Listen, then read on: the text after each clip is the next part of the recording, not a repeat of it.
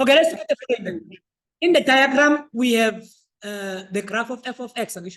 So the graph of f of x is given here. And then this is the graph which is represented here. And then they say A and D are the x-intercepts. And then D is not only an x-intercept, it's also a turning point. Can you see that? And then the first question here, if you look at this one here, they're talking about a learner should determine, the learner should tell us which one is going to be A. I think that's what they're saying. They're saying determine the coordinates of A. First question.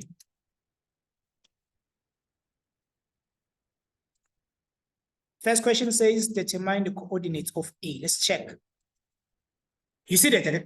So what are going to be the coordinates of A? What is A? If you look at it, it's an x-intercept. Eh? So how would you determine the x-intercept then? Okay, you will determine the x-intercept. Basically, if this point was not given, but this point we can't pretend as if it's not given.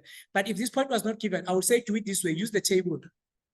And then on your table, you will type that thing exactly the way it is. So you have 7.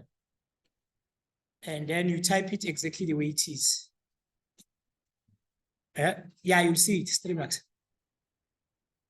And then you type this and then you say alpha, x. It's alpha, it's x. And then you say cubed.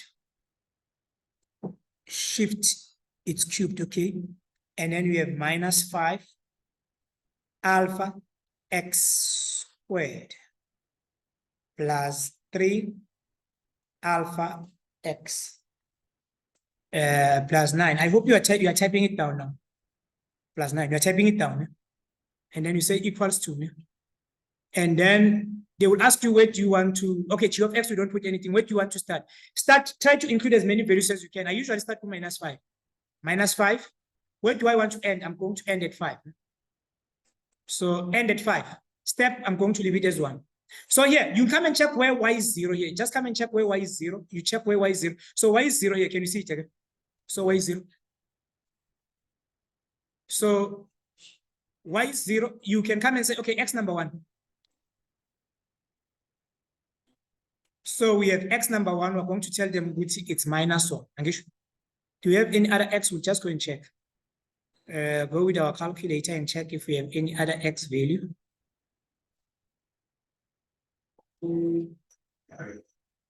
We have another one. 0. Yeah, we have 0 is to 3. So it means which we have x is to 3. So we'll come and put it with, okay, we have x is to 3. So here we have x is to what? Is to 3. So you just need 2. From there you can get the third one. How do you get the third one? You're going to put this thing inside the bracket so that you can get factors. They need to be 3 brackets. They should be 3. Whenever you got 2 things, Mara, you need 3 brackets. So I was saying this, Elena could have gotten the 2 brackets here by simply saying x -3. And then they say x -3 like this. And then they say x, they don't know what is the last one. And then we'll talk about how do we get the last one. I got this one because it's repeating itself 2 times. So you have x -3, x -3. For the fact that it's an x-intercept, it's also a turning point. But let's say you were not given that one. So how we're going to do it? We're going to say x plus 1. And then here we're going to have x -3, like this. And then we want to get the third one. What is going to be the third one? Here you simply put x. You can put x, or you can put, basically this is what you're asking yourself, Tabang. You are going to multiply this one, multiply by this one, and then it should give you this. What is the value that you can put here such that when you multiply, it is going to give you this? Let's say there was a 2 here. Again, if I say x and x, they're going to give me x squared. Now, if I want to get that 2, it means I was going to put 2x squared here. I was going to put 2x, man, I mean. Does it make sense? I'm sure what is the value that I'm going to multiply? This one multiplied by this one multiplied by this one, they're supposed to give me this. If there was a 2 there, then I was going to put 2 here. It's clear. Okay. Then after that, we have x again. So here, if we say this one multiplied by this one multiplied by this one, they're going to give us x cubed. That one is fine. And then if I say this one multiplied by this one multiplied by this value here, they're supposed to give me this value here. Does it make sense? So what is this? 1 multiplied by -3. What is 1 multiplied by -3? This is -3. What is the value that I can multiply here such that it's going to give me +9? What can I put there? I'm going to put what?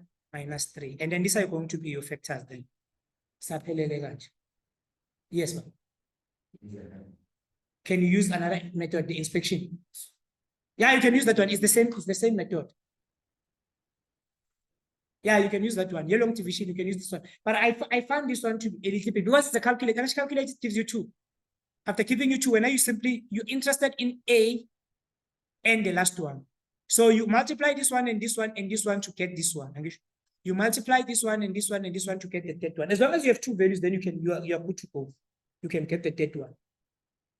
And then that is what I wanted you to know about this issue here, and then we're officially done.